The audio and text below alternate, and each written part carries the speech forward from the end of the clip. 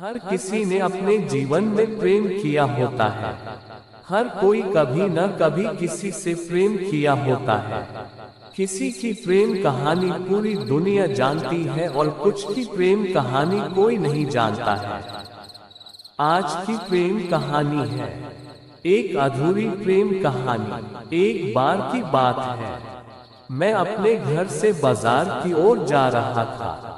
मेरे घर से बाजार तक जाने के रास्ते में काफी सुनसान रास्ता पड़ता था। कुछ दूर के रास्ते में कोई भी नहीं रहा करता था। मैं रोज इसी रास्ते से बाजार जाया करता था। आज भी मैं इसी रास्ते से बाजार जा रहा था। मुझे रास्ते में एक लड़की मिली जो बहुत ही डरी हुई थी। उसे डरा हुआ देख मैं उसके पास गया और पूछा, क्या हुआ, तुम डरी हुई क्यों हो? लड़की ने कुछ लड़कों के ओर इशारा किया। मैं समझ गया। मैं अपने साथ उस लड़की को लेकर उन लड़कों के पास गया। मैं उन लड़कों को कहा, क्या तुम्हें शर्म नहीं आता है? काफी कुछ कहने के बाद उन लड़कों को अपनी गलती का एहसास हुआ। उन्होंने लड़की से क्षमा मांगा। फिर मैं बाजार की ओर जाने लगा। उस लड़की ने मुझे रोका और कहा, मैं यहाँ पर नहीं हूँ, मुझे रहने के लिए किराए का घर चाहिए, क्या आप मेरी मदद कर सकते हैं? मैंने कहा, ठीक है, मेरे घर में एक कमरा खाली था, आप मेरे घर चलिए, अगर आपको पसंद हो तो आप उसमें रह सकती है। अगर आपको पसंद ना आए तो मैं आपको दूसरा घर भी दिखा सकता हूँ।